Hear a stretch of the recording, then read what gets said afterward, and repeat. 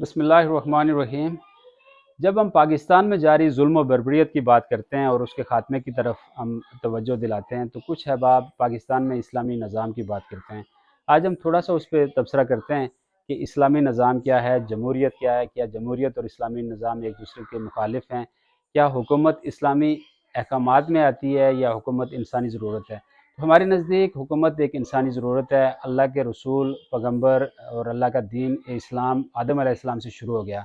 اور یہ جب قبائلی دور میں تھا تو حکومتوں کا تو کوئی تصور ہی نہیں تھا، اسی قبیلے کے حساب سے اس کا جو سردار جو منتخب ہو جاتا تھا جو تھا وہی سیٹ اپ ایک چلتا رہا۔ جب ایک ماڈرن سویلائزیشن آ گئی تو حکومتیں بننا شروع ہو گئیں اور پھر حکومتوں کے احکامات بھی آنا شروع ہو گئے۔ اسلام کوئی منظم ایک نظام نہیں دیتا بلکہ اصول دیتا ہے، انصاف کے اصول دیتا ہے، آپ کو کچھ سزاؤں کا تذکرہ کرتا ہے کہ یہ سزائیں اجتماعی معاملات پہ یہ ساری حکومت کو کرنی ہیں۔ تو یہ احکامات ایسے ہوتے ہیں کہ جیسے ایک والد کو کوئی احکامات دیے جائیں تو والد بنے گا انسان تو وہ اس پہ نافذ ہوں گے۔ کسی علاقے پہ مسلمانوں کی جو اجتماعیت ہوگی وہاں پہ جو ان کا نظم اجتماعی ہوگا یقیناً انہی اصولوں کے مطابق ہو سکتا ہے۔ اگر وہ مسلمان ہیں اور ان کی حکومت جو قرآن میں موجود اصول ہیں ان کے منافی ہے تو وہ یقیناً مسلمان کہلانے کے بھی قابل لوگ نہیں ہیں۔ اب جمہوریت کیا ہے؟ جمہوریت یہ ہے کہ آپ جو اپنا سربراہ مملکت منتخب کرتے ہیں تو اس کے لیے عوامی رائے درکار ہوتی ہے کہ لوگوں کا اعتماد انہیں حاصل ہو۔ یہ تو ایک آئین اسلامی اصول ہے۔ جیسا کہ آپ دیکھتے ہیں کہ قرآن پاک کہتا ہے امرہم شورا بینہم، مسلمانوں کا نظم اجتماعی ان کی باہمی مشاورت سے ہوگا۔ ایسا نہیں کہا کہ مسلمانوں کا نظم اجتماعی ان کے پڑھے لکھے لوگوں کی مشاورت سے ہوگا، ان کے علماء کی مشاورت سے ہوگا، ان کے اکابرین کی مشاورت سے ہوگا، بلکہ ان کے مجموعی جو مشورہ ہوگا اس سے ہوگا۔ تو یہ پریکٹیکلی بھی جب خلافت راشدہ قائم ہوئی تو رسول اللہ صلی اللہ علیہ وسلم کے ریلت کے وقت انہوں نے کسی کو اپنا نائب منتخب نہیں کیا، بلکہ جب وہ ریلت فرما کے چلے گئے تو آپ کو معلوم ہے کہ مدینہ میں یہ ایک ہنگامہ شروع ہو گیا، ایک طرح کا کہ جو مدینہ والے کہنے لگے کہ ہم حکومت کریں گے، ہم نے زیادہ قربانیاں دی ہیں۔ مکہ والوں نے کہا کہ ہم، تو وہاں پہ حضرت عمر فاروق رضی اللہ تعالیٰ عنہ اور ابو بکر صدیق رضی اللہ تعالیٰ عنہ بھی تشریف لے گئے۔ تو انہوں نے حضرت عمر فاروق رضی اللہ تعالیٰ عنہ نے جو تقریر کی تھی اس میں آپ دیکھ لیں کہ وہ جمہوری اصول ہے یا کیا ہے۔ انہوں نے فرمایا کہ دیکھیے رسول اللہ صلی اللہ علیہ وسلم نے فرمایا تھا کہ لوگوں کا جو اعتماد ہے وہ قریش کی طرف زیادہ ہے، اس لیے جو میرے بعد خلافت ہوگی، جو میرے بعد حکومت ہوگی، تو چونکہ لوگوں کا اعتماد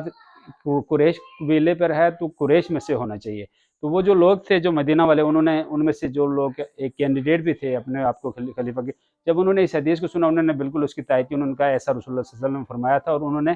اس پہ اپنے آپ کو پیچھے کر لیا اور متفقہ طور پہ جو ہے نا وہاں پہ حضرت ابوبکر صدیق کا انتخاب ہوا۔ تو لوگوں کی رائے سے وہاں پر پہلے خلیفہ کا انتخاب ہوا۔ اور حضرت عمر فاروق رضی اللہ تعالیٰ عنہ کے بارے میں سنا ہے کہ انہوں نے فرمایا کہ میں نے حضرت ابوبکر صدیق کا نام اس لیے تجویز کیا کہ یہ ان کی شخصیت ایسی تھی کہ ان کے سامنے گردنیں جھک جاتی تھی، کہ اتنا احترام عزت ان کا معاشرے میں تھا۔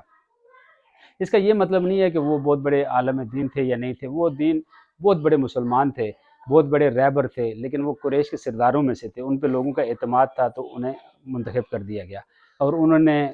انہی اصولوں پہ حکومت کو چلایا جو کہ اللہ اور اللہ کے رسول نے دے دیے تھے۔ اب جب دوسرے خلیفہ کا انتخاب ہوا تو قریش کے سرداروں کو بلا کے خلیفہ اول نے حضرت عمر رضی اللہ تعالیٰ عنہ کا نام دیا، تو اس کے بعد کیا ہوا کہ قریش کے سرداروں نے اس میں مشاورت کی، جو بھی قبیلے تھے بڑے وہاں پہ، ان کے سردار وہاں پہ آئے تھے، انہوں نے کہا کہ ٹھیک ہے یہ نام۔ ایسے ہی تیسرے خلیفہ کا بھی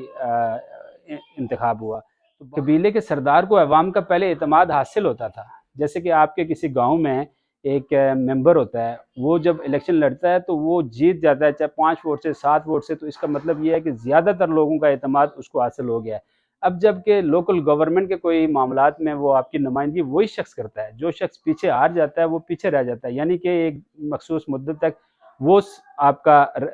نمائندہ ہے۔ تو وہی چیز ہے، آپ اپنا ایک نمائندہ آگے بھیج دیتے ہیں۔ تو جو سردار اس وقت موجود تھے وہ اپنی رائے دے رہے تھے، وہ اپنے قبیلے کے رہنماؤں کے طور پر دے رہے تھے، تو وہ منتخب ہو جاتا تھا۔ اب جب تیسرے خلیفہ کا سلسلہ ہو گیا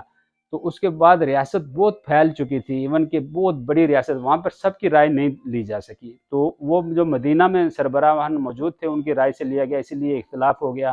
پھر انہیں شہید کر دیا گیا ناحق، اور اس کے بعد چوتھے خلیفہ حضرت علی رضی اللہ تعالیٰ عنہ کو نامزد کیا گیا، تو وہ مدینہ والے جو سربراہان تھے انہیں کی مشاورت سے کیا گیا۔ تو اس میں جو باقی گورنر تھے، باقی علاقے میں جو سربراہان تھے ان سے مشاورت، کیونکہ بہت دور دراز کا علاقہ تھا، اس وقت فون نہیں ہو سکتا تھا، خط و کتابت میں گھوڑوں کو کہیں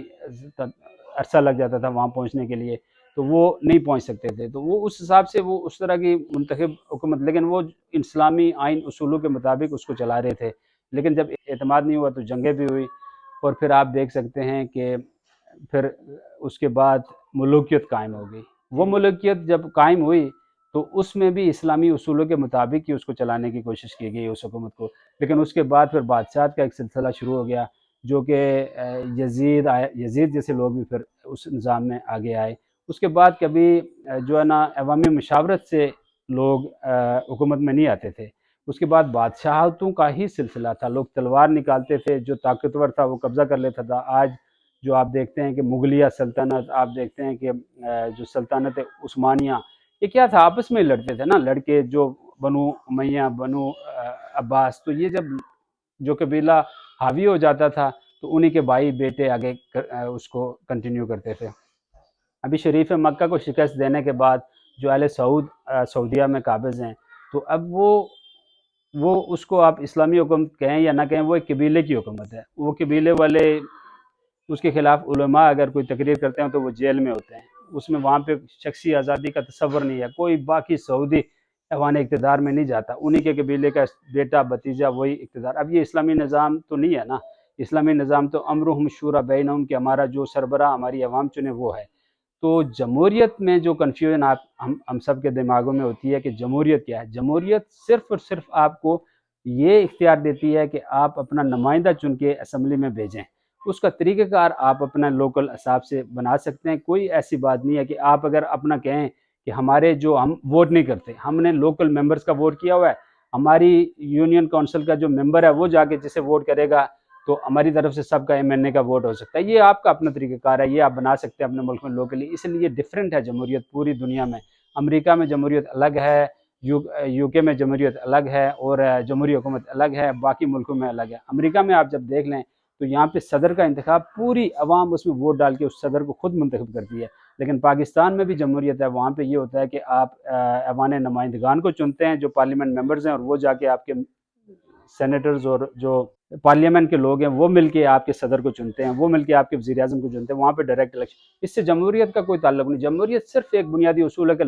جو لوگ وہاں پہ رہتے ہیں، اگر وہ مسلمانوں کی اکثریت ہے تو وہ اگر مسلمان کو اپنا سربراہ چننا چاہتے ہیں تو ان کو حق دیں۔ اب جمہوریت یہ نہیں آپ کو روکتی کہ حافظ نعیم کو ووٹ نہ دیں، یہ نہیں روکتی کہ مولانا فضل الرحمان کو ووٹ نہ دیں، یہ نہیں روکتی کہ آپ جو ہے نا سینیٹر مشتاق کو الیکٹ مت کریں، اسے مفتی تقی عثمانی کو، مولانا طارق جمیل کو، یا کسی اور عالم کو، یا کسی اور نیکوکار کو آپ چنیں۔ یہ تو عوام کا ہے کہ وہ کیسے چنیں یا نہ چنیں۔ اب وہاں پہ بنیادی خرابی یہ ہے کہ جو لوگ بندوقیں لے کے بیٹھے ہوئے ہیں، وہ جب آپ کو انتخاب کرنے کا حق آپ سے چھین کر بیٹھے ہوئے ہیں کہ آپ جسے ووٹ دیتے ہیں وہ اس کو ردی کی ٹوکری میں ڈال دیتے ہیں، تو یہ یہاں سے خرابی شروع ہوتی ہے۔ ورنہ آپ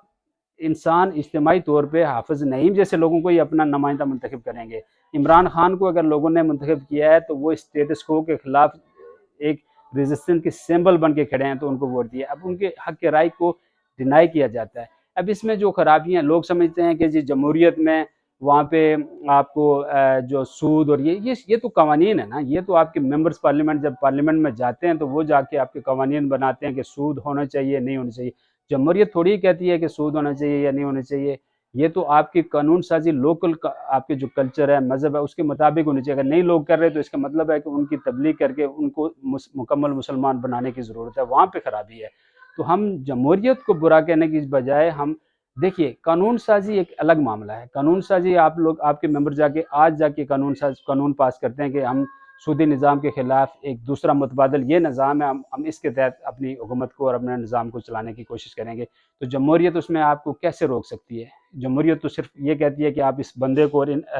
لوگوں کو جب انتخاب کا حق تب ملتا ہے جب ان کے پیچھے عوامی اعتماد ہو، اس میں کیا برائی ہے؟ کوئی برائی نہیں ہے۔ ہم قانون سازی اور عوامی انتخاب کو منجمد کر کے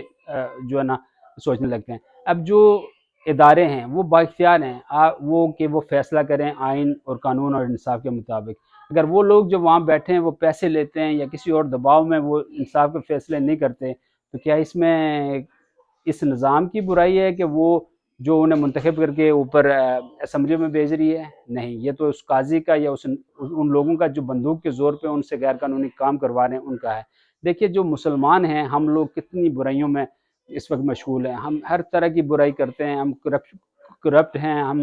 چوری چکاری دھوکہ دہی فریب ہر چیز کرنے کی کوشش کرتے ہیں اور کر رہے ہیں، لیکن کیا اس کی بنیاد پہ ہم اسلام کو بلیم کرتے؟ اسلام تو قرآن و سنت میں ہے نا۔ اب اگر میں مسلمان کہتا ہوں اپنے آپ کو اور میں قرآن و سنت کے خلاف کام کرتا ہوں تو تنقید مجھ پہ ہونی چاہیے، قرآن و سنت یا اس پہ نہیں۔ تو جمہوری نظام صرف اتنا ہے کہ آپ کا اختیار آپ لوگوں کو ووٹ کے ذریعے ایوان اقتدار میں بھیجیں، اس کے بعد وہاں پہ اگر مسلمان ہیں تو وہ اپنے مذہب کے مطابق قانون سازی کریں، اگر وہ نہیں کر رہے تو ان کی تبلیغ و ترویج میں ان کی جو اصلاح میں کمی ہے تو وہاں پہ ہونی چاہیے۔ اب جو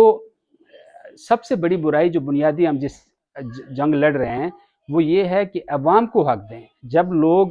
تبلیغی جماعت کے لوگوں کو ووٹ دے کے ایوان اقتدار میں بٹھا دیں گے تو یہ ان کا حق ہے۔ کسی بہت دیندار شخص کو اٹھا کے بٹھانا چاہتے ہیں ایوان اقتدار میں تو یہ حق ان کو دیا جائے۔ کوئی شخص کوئی بندوق والا یہ فیصلہ نہ کرے کہ ووٹ کو جا کے وہ ٹریش کرے اور اپنی مرضی کی ایک شورا بنا کے بیٹھ جائے،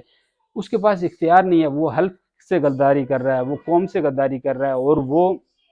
آئین سے غداری کر رہا ہے۔ جب آپ اپنے اختیارات سے تجاوز کرتے ہیں تو بیماری وہاں سے نظام کو شروع ہو جاتی ہے۔ تو یہ ایک لمبی ڈیبیٹ ہے جس پہ کہ ہم بات کر سکتے ہیں آگے، اس پہ بھی اگر ہمارے دوستوں کے کچھ سوالات ہوئے تو ہم اس پہ بات جاری رکھیں گے انشاءاللہ۔ میری ہر ویڈیو کے میں درخواست یہ ہوتی ہے کہ آپ نے اپنے حق کے رائے دے کے لیے اور اپنی جمہوریت کے لیے آپ نے اپنی جدوجہد جاری رکھنی ہے۔ یہ بہت بڑی رحمت ہے خداوند تعالیٰ کی آپ کے پاس کہ آپ آزادی سے اپنے مذہب کی، اپنی فکر کی، اپنے مذہبی فکر کی بات کر سکتے ہیں۔ اگر سعودیہ جیسے ملک میں جہاں پہ آپ کو ایک بادشاہ بیٹھا ہوا ہے جو جمہوری اصول میں آپ اس کی مرضی کے خلاف بات نہیں کر سکتے، تو آپ دیکھ لیجئے کہ وہ زیادہ مسلمان نظام ہے یا پاکستان کا زیادہ مسلمان نظام ہے۔